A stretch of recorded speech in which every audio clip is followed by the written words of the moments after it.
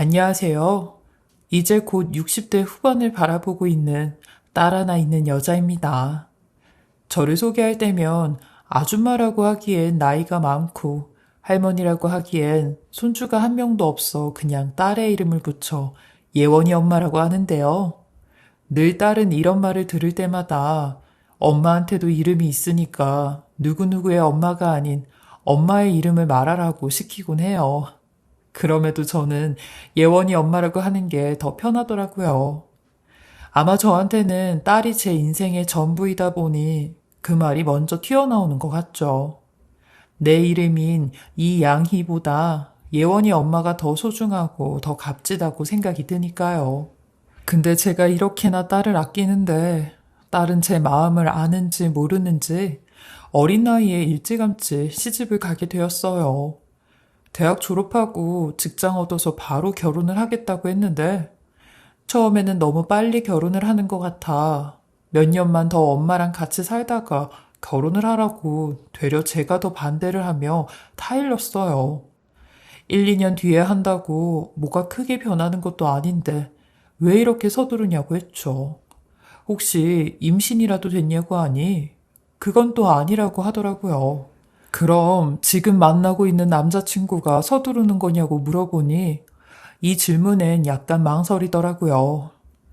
그때 딸의 남자친구였던 지금의 사위는 딸과 오랫동안 연애를 해온 사이였는데 둘이 고등학교 다닐 때부터 연애를 해서 한 7, 8년 동안이나 사귀고 있는 중이었어요.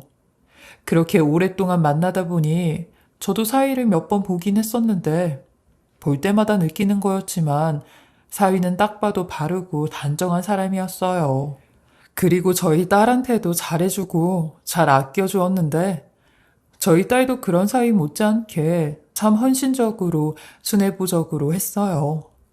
그땐 사위가 집안 형편이 어려워 대학은 포기하고 고등학교 졸업하자마자 공장에 취직을 했는데 딸은 이런 사위를 위해 늘 주말이나 학교 공강일 때마다 쉬지도 않고 사위의 도시락이랑 간식을 챙겨 직장까지 갖다 주곤 했어요.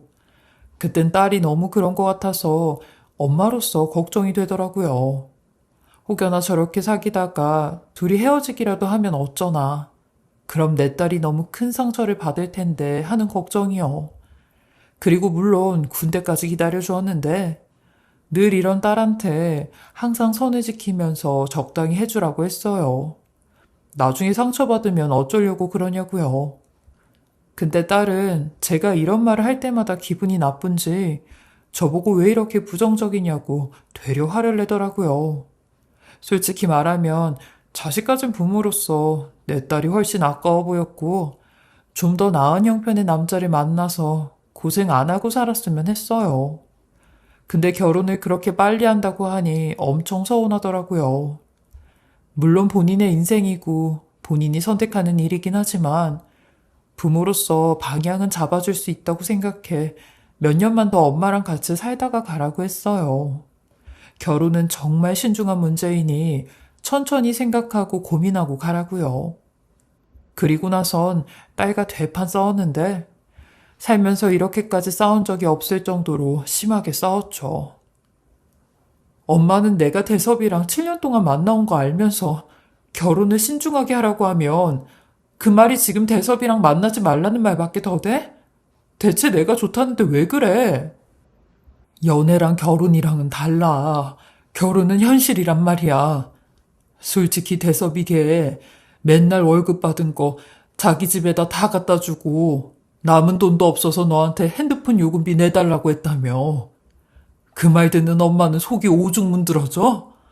네 능력이면 주변에 좋은 사람들 많은데 왜 그런 고생을 하려고 네 발로 직접 거길 들어가냐고. 좀 더 생각해보고 얘기해. 대섭이도 지금 대학 가겠다고 낮에는 일하고 밤에는 수능 준비하고 있어. 하도 엄마가 전문직 회사원 얘기해서 대섭이도 엄마한테 어떻게든 인정받으려고 기를 쓰고 공부하고 있다고. 엄마는 알지도 못하면서. 그럼 대학 붙고 나서 결혼해. 대학 가는 것까지 네가 다 보내주려고 하니? 네 돈으로?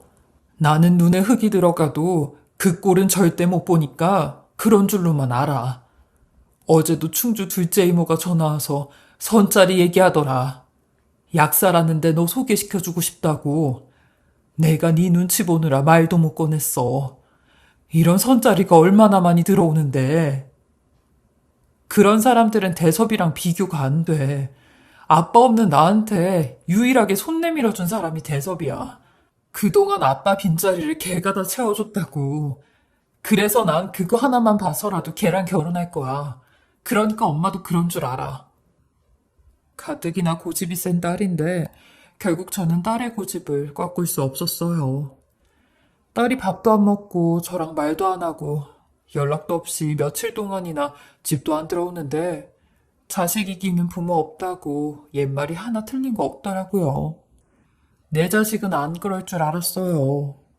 그렇게 사위는 26살의 나이에 수도권 이공계 대학에 붙었고 대학 입학증을 가지고 와서 제대로 직장 잡고 일하겠다며 결혼 허락해달라고 했어요. 딸이 고생길로 들어서는 걸 알면서도 저는 어쩔 수 없이 결혼 허락을 했습니다. 그리고 상견례 날 사돈 어르신들도 본인들이 가난해서 결혼하는데 많이 도움도 못 된다며 절 볼 면목이 없다고 죄송하다고 하는데 이런 사돈 어르신들을 보니 제가 뭐라고 사과를 받을 위치도 아니어서 이왕 가족이 되는 거 둘의 결혼을 축복해 주었어요. 근데 역시나 결혼 2년 차에 들어가니 딸이 저한테 말은 하진 않았지만 늘 얼굴엔 근심이 가득해 보였어요. 엄마인 제가 그걸 모를 수가 없었던 게 가끔씩 딸이 저희 집에 오면 항상 냉장고부터 열면서 뭐 가져갈 게 없나 들여다보곤 했어요. 엄마, 이거 치즈 되게 많다. 이거 혼자 다 먹을 수 있어?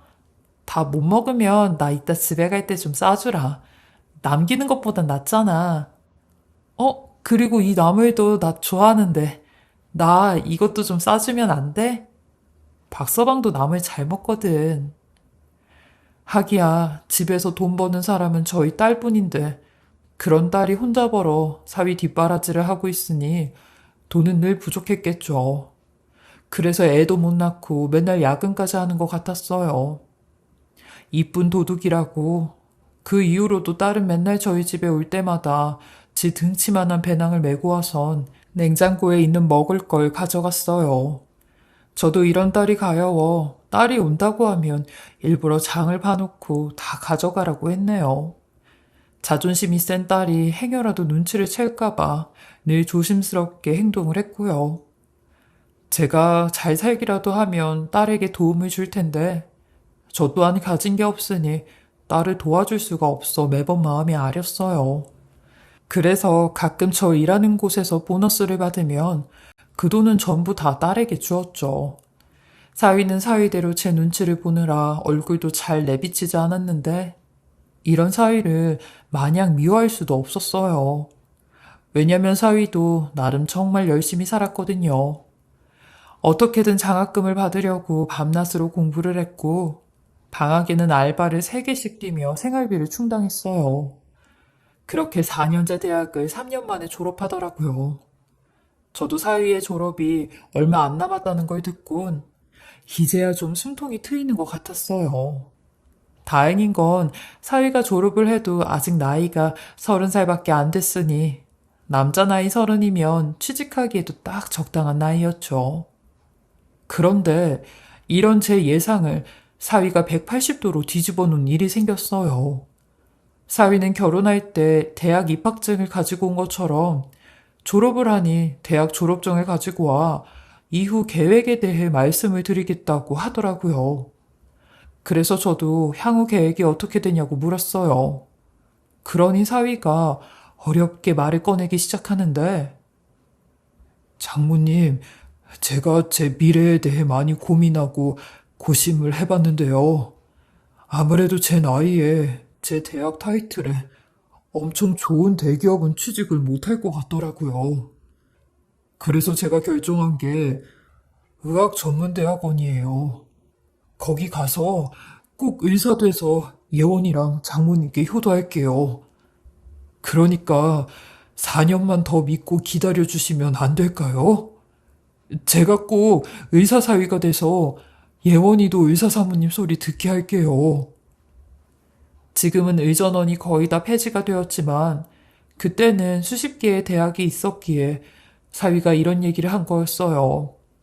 본인이 의전원에 가려고 일부러 3년 동안 고학점을 유지했고 영어 능력 시험도 미리 다 봤다는데 어느 정도 입시 요강은 다 맞춰놓은 상태라며 의전원 입학시험인 미트 준비도 하고 있다고 했어요.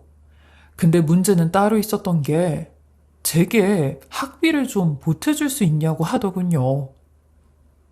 장모님, 염치 없고 못난 사위지만 정말 어렵게 말씀드리는 겁니다. 장모님께서 조금만 도와주시면 제가 의사 돼서 돈 벌자마자 장모님 돈부터 갚도록 하겠습니다. 제발 저 딱 한 번만 믿어주시면 안 될까요? 다 큰 성인이 얼굴을 무릎에 파고 꺼이꺼이 울면서 얘기를 하는데 사위가 이러고 오니까 딸도 따라 울고 저도 가슴을 내치며 울었네요. 딸과 사위에게 이 세상 모진 말들을 내뱉고 싶었지만 차마 입 밖으로는 나오지 않았어요. 내가 어떻게 키운 딸인데 박서방이 내 딸을 힘들게 하는 거냐고. 의사가 되고 싶었음 결혼하기 전부터 준비를 했었어야지. 왜 내 딸한테 밀붙어서 이러는 거냐고 소리를 치고 싶었거든요. 그리고 딸한테는 그러게 왜 엄마 말을 안 듣고 이 고생을 하는 거냐고 엄마 가슴에 대못 박으니까 이제야 속이 시원하냐고 하고 싶었어요. 하지만 가연 이 둘을 보니 미우면서도 안쓰러웠어요. 그렇게 저는 딱 한 번만 더 믿어보겠다며 제가 받은 퇴직금을 다 주었는데 그래도 할 말은 해야겠어서 사위에게 제대로 하라고 했어요. 만약에 제대로 하지 않고 딴짓하고 내 딸 힘들게 하면 내가 죽어서라도 지옥 끝까지 쫓아갈 거라고 했죠. 저의 이런 악에 바친 소리가 사위에게 자극이 되었던 걸까요? 사위는 1년 동안 입학시험 준비를 해 입학을 했고 4년 만에 졸업해 의사국가고시까지 붙어 의사가 되었어요. 의전원이 부잣집 자제들만 간다는 소리가 나올 정도로 돈이 정말 많이 들어가는데 그걸 저와 저희 딸이 다 보탰으니 저희 둘이 사위를 의사로 만들었다 해도 과언이 아니었어요. 게다가 저희 딸은 지 남편 대학까지 졸업시켰으니 돈이 억대로 들어간 거였죠. 이런 사정을 사위도 알고 사돈 어르신들도 다 알고 있었기에 늘 입버릇처럼 장모님과 예원이가 본인을 의사로 만든 거라고 하였어요. 그리고 안사돈은 졸업식 날 제 손까지 붙잡으며 사돈이 우리 대섭이 인생의 은인이라고 내가 이 은혜는 죽어서도 갚을 거라고 하셨거든요. 사위 또한 저와 제 딸을 위해서 평생 몸바쳐 일할 거고 희생할 거라고 했는데 본인이 어느 정도 자리가 잡히면 저희 딸한테도 회사를 그만두라고 한다고 했어요. 그리고 얼마 안 돼 사위는 의사 면허증을 가지고 피부과 본급으로 취직을 하였는데 취직을 하자마자 저랑 딸에게 몇백만 원짜리 피부과 시술권을 끊어주며 엄청 잘했어요. 사위는 이제야 좀 남들 하는 것처럼 사람답게 장모님한테 효도를 하는 것 같다고 하였고 한 달에 한 번씩은 근사한 곳에서 꼭 외식을 시켜주며 저를 엄청 챙겼어요. 저도 어디 나가면 사위가 의사라 좋겠다는 소리를 들었고 사위가 일하는 병원에서도 극진한 대우를 받기 시작했어요. 언감생심 제 인생에서 이렇게 피부과를 다니며 피부 관리를 받을 줄이야 꿈에도 생각을 못했는데 호강을 하는 것 같았죠. 아무리 직업엔 귀천이 없다고 하지만 좋은 직업을 가진 사람에겐 대우가 다르긴 하더라고요. 사위가 의사였지만 마음만큼은 제가 의사가 된 것처럼 뿌듯했고 눈물로 보낸 근 10년간의 세월이 한 번에 다 녹는 듯 했어요. 딸도 이제야 제 앞에서 미소를 띠며 그동안 말하지 못했던 속내를 털어놓았어요. 엄마, 이제부터 엄마네 집 냉장고는 내가 다 채워 넣을게. 그동안 내가 다 가져가기만 했잖아. 못난 딸 사위 믿고 기다려줘서 너무 죄송했고 너무 감사했어요. 니들만 잘 살면 엄마는 여한이 없어. 이제부터 돈도 야무지게 모으고 그동안 니들이 못했던 것들, 하고 싶었던 것들 다 하면서 살아. 엄마는 그거 보는 것만으로도 좋게 해. 딸이랑 사위는 결혼한 지 거의 10년이 다 되어 가는데도 아이가 없었는데 둘 다 아이는 낳지 말자고 협의를 해 딩크족으로 살았어요. 사돈 어른들도 이 부분에 대해선 저희 딸에게 뭐라고 하지 못했는데 그도 그럴 것이 저희 딸이랑 제가 본인 아들의 인생을 일으켜줬으니 그 부분에 대해선 별다른 말씀이 없으셨죠. 행여나 마음에 안 들어도 뭐라고 할 입장이 아니었으니까요. 그러니 둘이 버는 돈으로 충분히 하고 싶은 것들을 다 하면서 살 수 있었어요.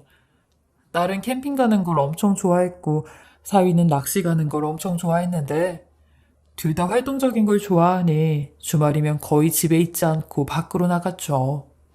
사위의 토요일 진료가 끝나면 병원 앞에서 딸이 기다렸다가 같이 산이고 바다고 놀러 가곤 했어요.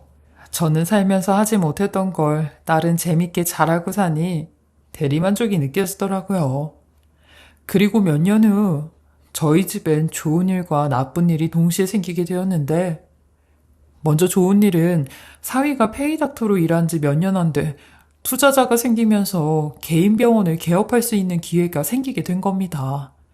사위는 이 좋은 소식을 본인 부모님보다 제게 먼저 알리며 눈물까지 글썽이더라고요.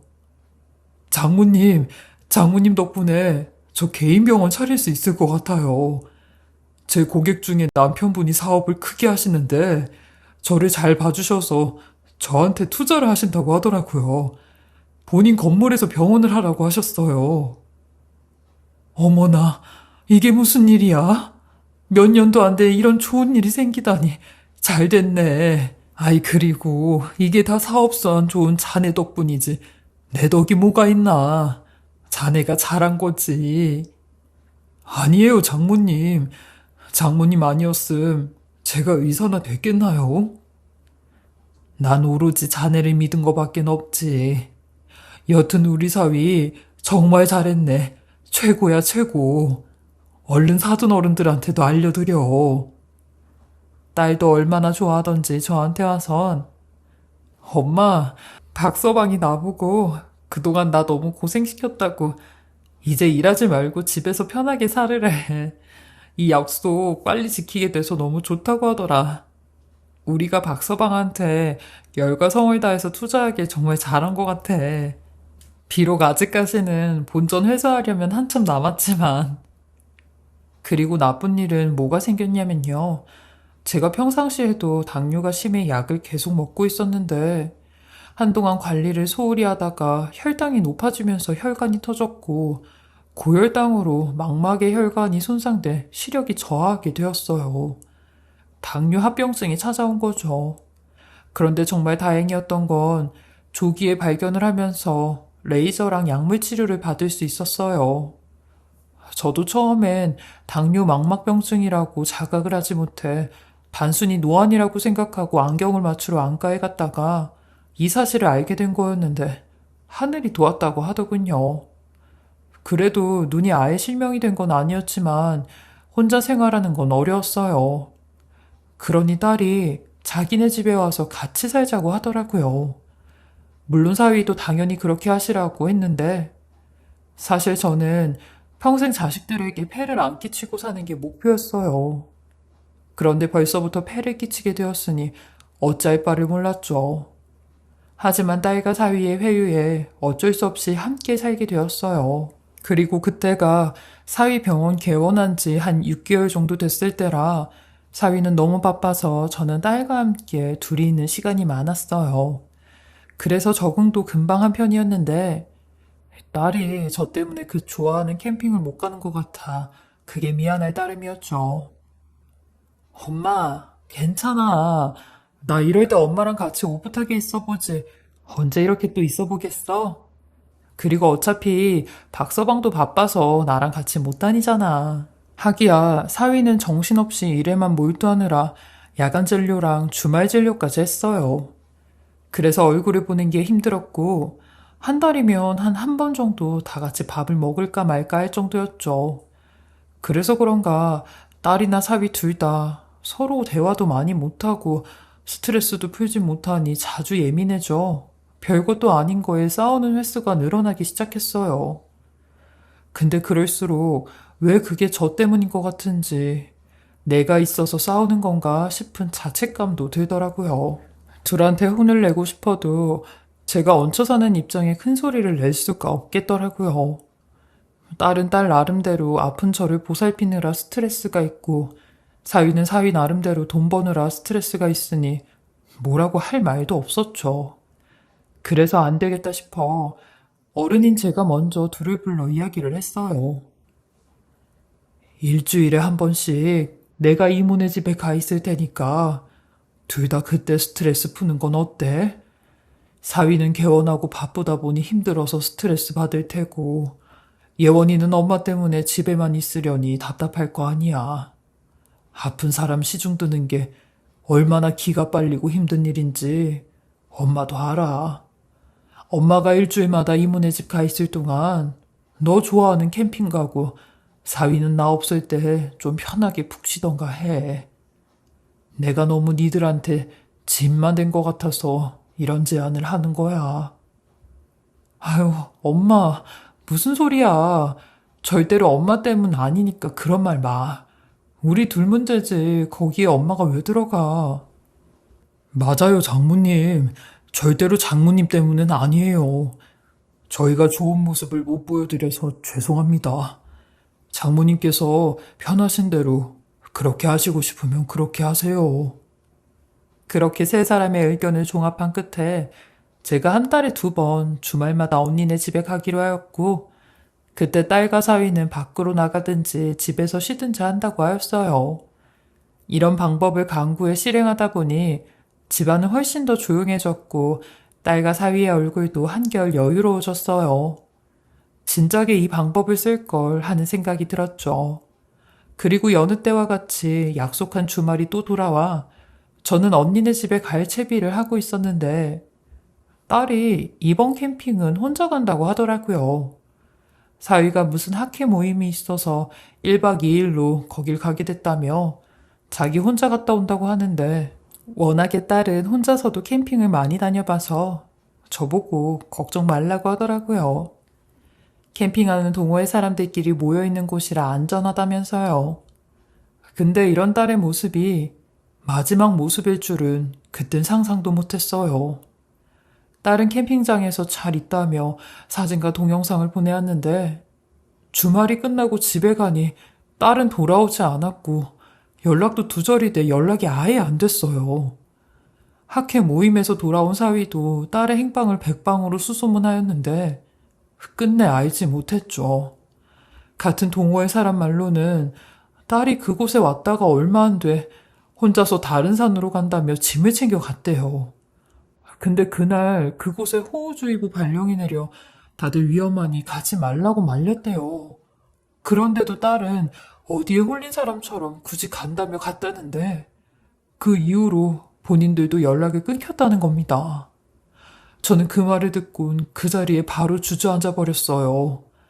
손과 다리가 벌벌 떨리기 시작했고 잘 안 보이는 눈이 더 잘 안 보이며 졸도를 하였는데 눈을 떠보니 응급실이더라고요.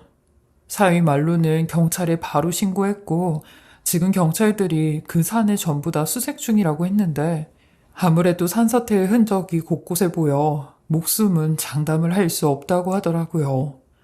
그날 이후로 저는 완전히 넋이 나가 하루 종일 집에서 딸의 소식만 들려오길 기다리고 기도했어요. 근데 화가 났던 건 사위의 태도였어요. 저는 이렇게 하루하루 입이 바짝바짝 마르고 있는데 사위는 마치 제 딸이 사라지길 기다렸던 사람 마냥 다른 여자와 연락을 주고받고 있었고 그 통화 소리를 제가 듣게 되었어요. 나는 가망 없다고 봐. 산에서 묻히면 끝이야, 끝. 그냥 빨리 수색 종결했다는 얘기나 했으면 좋겠어. 그래야 노인네도 마음을 접지. 와이프 문제 대충 해결되면 그때 본격적으로 만나자. 그동안 우리 견우와 승려였잖아. 그 소리를 듣는데 어느 엄마가 가만히 있겠나요? 저는 방문을 부서질 듯 열었고 지금 무슨 소리를 하는 거냐며 고함을 질렀어요. 그러니 사위는 놀란 기색도 없이 지금 경호 없게 뭐하는 행동이에요? 통화 중인 거 알면서 이러고 들어와요? 대체 생각이라는 게 있는 거야? 그리고 내가 뭐 틀린 말 했어요? 다 맞는 말 하는 거 아니에요? 야, 이 빌어먹을 놈아. 야, 이 천하의 천벌을 받을 놈아. 지금 네 마누라가 죽었는지도 모르는 와중에 계집질을 하고 있어. 그것도 내가 바로 옆에 있는데 어떻게 뻔뻔하게 사람 탈을 쓰고 이따위 말을 할 수 있어. 그러니 사위는 그 여자에게 이따가 전화한다고 하며 끊곤 위협이라도 하듯 제 어깨팍을 자기 어깨로 밀어대며 내가 계집질했다는 증거 있어요? 아, 뭘 알고나 떠드세요. 모 눈에는 뭐만 보인다고? 이렇게 무식하니 그딴 생각이나 하지. 나보다 똑똑하지도 않은 주제 뭘 안다고 떠드냐고요. 그리고 전화 통화한 사람 내 동료 의사예요. 뭐? 무식해? 자네보다 안 똑똑해? 그 똑똑한 거 누가 만들어줬는데? 누가 자네를 의사까지 시켜줬는데? 피 같은 돈 벌어서 아무것도 없는 걸 의사시켜놨더니 은혜를 원수로 갚아도 유분수지. 지금 어디다 대고 이따위 행동을 해? 아이씨, 진짜 그놈의 의사 만들어줬다는 말 진짜 더럽게 지겨워 죽겠네. 의사는 내가 된 거야. 당신네들이 만들어준 게 아니라 당신네들이 나 대신 공부를 했어? 아님 시험을 봤어? 나 대신 한 게 뭐가 있냐고. 그깟 얼마 되지도 않는 푼돈 준 주제에 지금은 나한테 몇십억씩 돈 주면서 투자하겠다는 사람들이 넘치고 있는 판이에요. 그러니까 그거 푼돈 줬다고 째지 좀 맙시다. 에? 그러면서 제 어깨를 팍 치고 나가는데 그동안 제가 알고 있던 사위는 진짜 사위가 아니었고 이제야 진짜 얼굴이 드러나는데 어쩜 악마보다 더 악마 같은 짓을 하는지 저희 딸과 고등학생 때부터 함께했던 근 20년의 세월이 다 가짜였다는 걸 생각하니 온몸에 소름이 끼쳐 더 이상 그 집에 있을 수 없어 저는 그 길로 신발도 제대로 못 신고 나와 친정언니네 집에 가 있었어요. 며칠 동안이나 사위의 그 악마 같던 표정과 말을 잊을 수가 없어 악몽까지 꾸게 되었네요. 그리고 한 일주일 지나 사위에게 연락이 왔는데 경찰이 확인을 할 게 있다며 그 산으로 오라고 했다는 겁니다. 사위 말로는 뭐가 나온 것 같아 가족들의 확인이 필요한 것 같다고 하는데 그 말을 들으니 또 머리가 핑 하고 돌더라고요. 혼자 가는 건 무섭고 사위와 둘이 있는 건 더 무서워. 친정언니랑 같이 가려고 했는데 언니가 갑자기 일이 생기는 바람에 어쩔 수 없이 저는 사위와 둘이 그 산으로 가게 되었어요. 행여나 가면서 또 해코지를 할까봐 무서웠는데 다행히 아무런 말도 없이 침묵으로 일관하며 운전만 하더라고요. 아마 자기도 경찰 연락을 받고 착잡한 모양인 것 같았어요. 그렇게 산에 도착을 하니 사위가 자기 뒤를 쫓아오라고 하더라고요. 경찰이 산 중턱에서 기다린다고 했다면서요. 그래서 저도 사위 뒤통수만 보고 산 중턱까지 올라갔어요. 한참을 올라가고 있는데 갑자기 사위가 발걸음을 멈추더니 혼잣말로 위치가 여기가 아닌가? 일주일 전에도 와봤는데 전화 한번 걸어봐야겠다 하며 주머니를 뒤적거리는데 곧이어 옅은 탄식을 내더니 핸드폰을 차에 두고 왔다고 하는 겁니다. 그러면서 제 핸드폰을 빌려달라고 하는데 지갑에서 명함까지 꺼내 경찰에게 전화를 걸더라고요. 그러면서 저보고 잠깐 여기서 기다리라고 하였어요.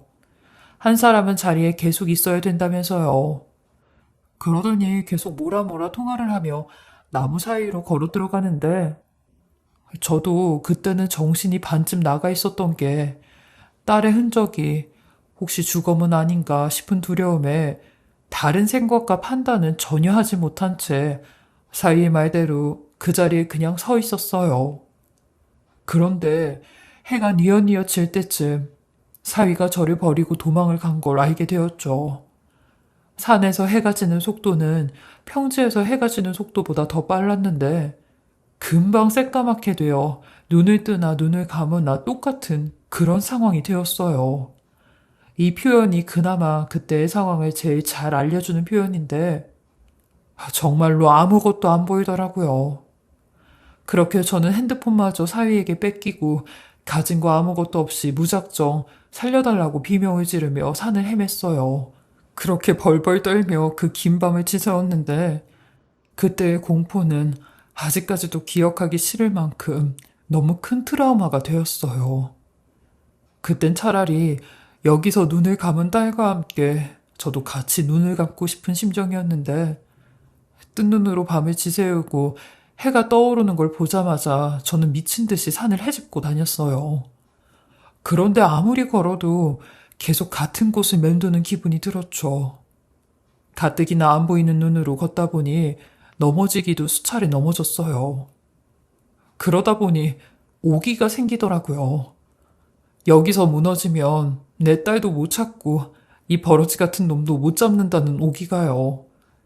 어떻게든 여길 빠져나가 이놈 데리고 같이 지옥불에 들어간다는 일념으로 길을 찾았어요. 신경은 온통 귀에 곤두세워 작은 소리도 놓치지 않으려고 했는데 어디선가 물 흐르는 소리가 들리더군요.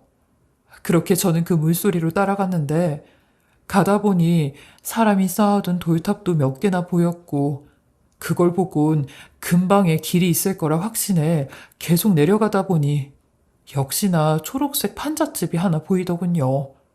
그걸 보자마자 전 살려달라고 소리를 질렀고 그 소리에 어떤 남자분이 집에서 나와 저를 산 밑까지 데려다 주셨어요. 그리고 경찰의 도움으로 집까지 올 수 있었는데 도움 주신 분들 말로는 하마터면 정말 큰일 날 뻔했고 하늘이 도왔다고 하셨어요. 그렇게 저는 무사히 친정언니네 집에 도착을 하였고 도착하자마자 바로 사위를 잡으러 조카와 함께 딸네 집으로 갔는데 이미 집 비번은 바뀌어져 있었고 초인종을 눌러도 사위는 나오지 않았어요. 하도 저희가 소리를 치며 소란을 피우니 옆집에 사는 사람이 나와 이야기를 하는데 여기 사는 사람 벌써 이사 간 지 일주일이나 넘었다고 하는 겁니다. 또 한 번 머리를 얻어맞은 느낌이었어요. 전 이런 사위놈의 행동을 곱씹어 봤는데 이런 결론이 나왔어요. 이미 경찰에선 수색 종결을 해 저희 딸을 사망 추측으로 이야기했고 이 말의 사위놈은 딸과의 인연이 끝났으니 저까지 내쫓으려고 산으로 유인을 해 이사갈 시간을 번 것 같았죠.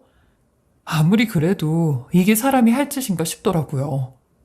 이로써 저는 사위놈이 어딜로 이사를 갔는지 어딜로 도망을 갔는지는 몰랐지만 병원은 그 자리 그대로 있을 것 같아 병원을 찾아갔어요.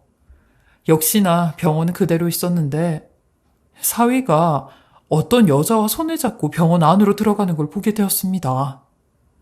역시 제 예상이 빗나가질 않았죠. 저는 그걸 보자마자 눈이 뒤집혀져 바로 병원으로 쳐들어갔는데 이 여우 같은 사위놈 제가 오는 걸 미리 예상해두고 경비원들까지 배치해 두었더라고요.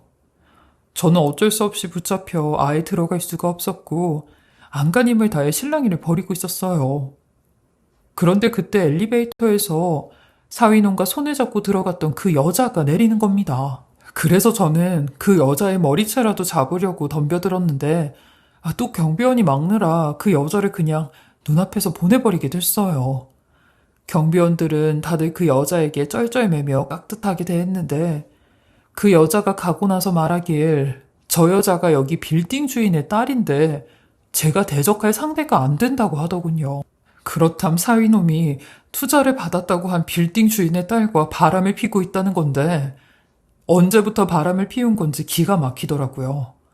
그래서 제 딸이 이런 사고를 당함과 동시에 바로 본색을 드러낸 모양 같았어요. 저는 이대로는 더 가만히 있을 수가 없다 생각이 들어 그날부터 3달 동안 사위 병원 앞에서 1인 시위를 하기 시작했어요. 사위놈이 저와 제 딸에게 했던 악행들을 전부 다 까발려 피켓을 들고 서 있었죠. 경찰이 수백 번 오고 경비원들이 수천 번을 내쫓았지만 저는 굴하지 않고 비가 오는 날에도 1인 시위를 했어요. 그리고 사위놈 병원에 가는 손님들에게도 딸을 가진 엄마의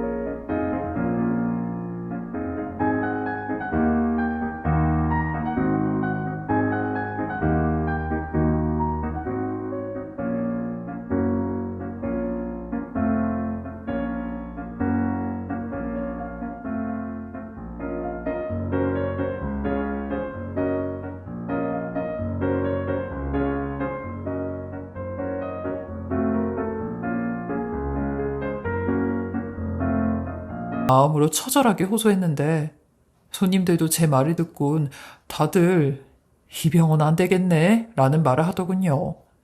처음엔 사위도 무관심이 제일 무서운 반응이라 생각했는지 제게 반응을 하지 않다가 점점 피부과 손님이 끊기는 걸 알곤 그제서야 저한테 왔는데 사위놈은 죄송하다는 말이 아닌 제 딸을 모욕하는 발언을 하더군요. 누가 그 산속에 가라고 했냐고, 뭔 짓을 하려고 거기까지 간 거냐고요.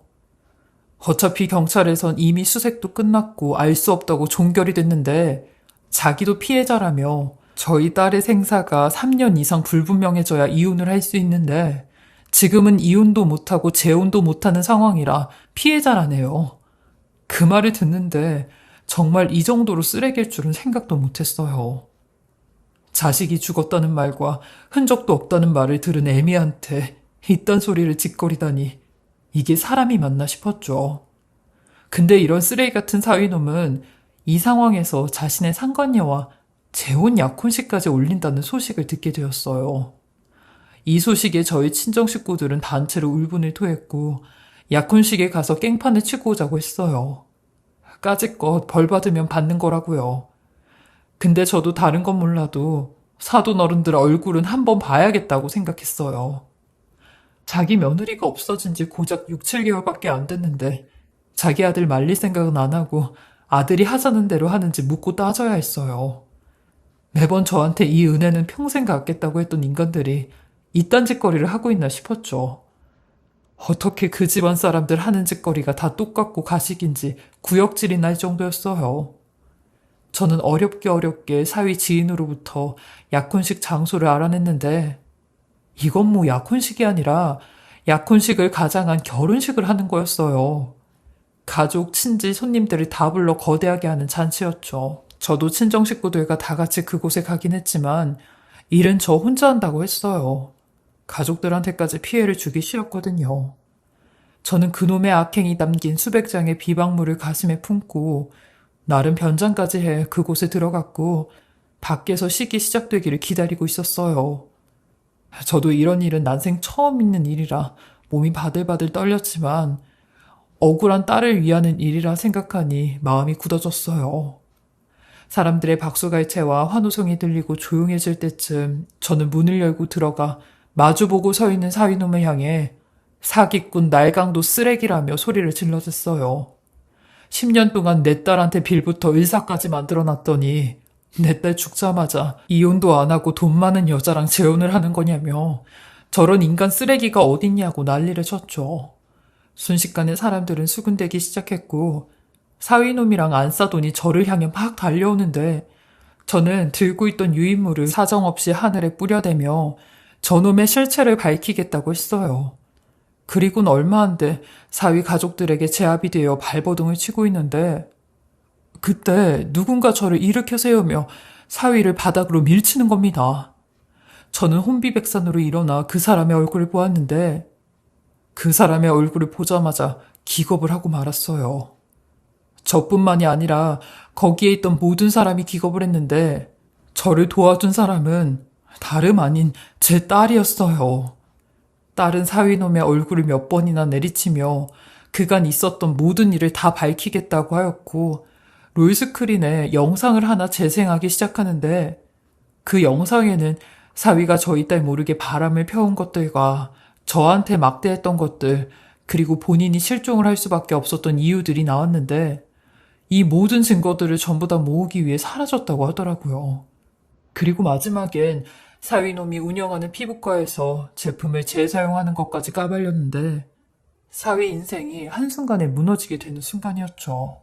사돈 어른들은 저와 제 딸에게 남의 잔치에 와서 이렇게까지 하는 이유가 뭐냐고 뻔뻔스럽게 소리를 치는데 정말 낯짝이 두껍다 이렇게까지 두꺼운 줄은 몰랐네요. 저희는 영상이 틀어진 채로 식장에서 내쫓겼고 그제서야 딸과 조우를 할 수 있었어요. 딸은 울면서 그동안 엄마한테 미리 이야기하지 못해 심려를 끼쳤다며 죄송하다고 하는데 이렇게밖에 할 수 없었던 게 사위놈이 원체 주도 면밀하고 눈치가 빨라 엄마한테 알리면 엄마가 감정 조절이랑 표정 관리가 안 돼 모든 게 물거품이 될까봐 대를 위한 소의 희생을 할 수밖에 없었다고 하더군요. 저도 이런 딸의 심정이 이해가 갔어요. 저희 친정 식구들도 딸의 출연에 가슴을 쓸어내렸죠. 그리고 딸은 사위보다 먼저 이혼 소송을 준비하고 있었는데 세상에 사위놈 앞으로 숨겨진 재산까지 찾아냈대요. 그래서 소송할 때 재산 분할 제대로 해서 그간 저희 두 사람이 그 인간한테 쓴 돈을 다 받아낸다고 했어요. 그렇게 저희 딸은 3번의 재판을 하였는데 3번 다 승소를 하였고 상간녀 소송까지 해서 위자료도 받아냈어요. 그리고 사위놈이 운영하는 피부과의 실태도 지역 커뮤니티 카페에 적나라하게 올려서 망하기 일보 직전까지 만들어놨는데 어차피 그 상간녀와 헤어지면서 그 건물에서도 내쫓기는 신세가 되었어요. 사위놈 마지막 재판 때는 지가 상당히 불리한 형편이 되니 울면서 반성한다고 저와 제 딸에게 사죄를 하는데 저희는 벌 받으려면 아직도 멀었다고 가식 떨지 말라며 역겹다고 했네요. 벌써 이 일이 일어난 지도 2년이나 흘렀는데요. 딸은 이혼 후에 여전히 저와 함께 살면서 직장 생활 다시 하고 있어요. 딸이나 저한텐 아직까지도 깊은 상처이고 지우고 싶은 과거지만 엄마는 용감했고 그 엄마의 딸도 용감했듯이 둘이서 일궈낸 성과라 여기며 지난 과거에 대해선 누구의 탓도 누구의 원망도 하지 말자고 했어요. 그때 당시엔 심리적으로 너무 힘들어서 우울증까지 왔었는데 지금 많이 회복이 돼 이렇게 사람들 앞에서 제 이야기를 할 정도가 되었어요. 저의 긴 이야기 들어주셔서 감사하고요. 부디 여러분들은 저희와 같은 일이 없으시길 바라며 늘 건강하시고 행복하시길 바라겠습니다.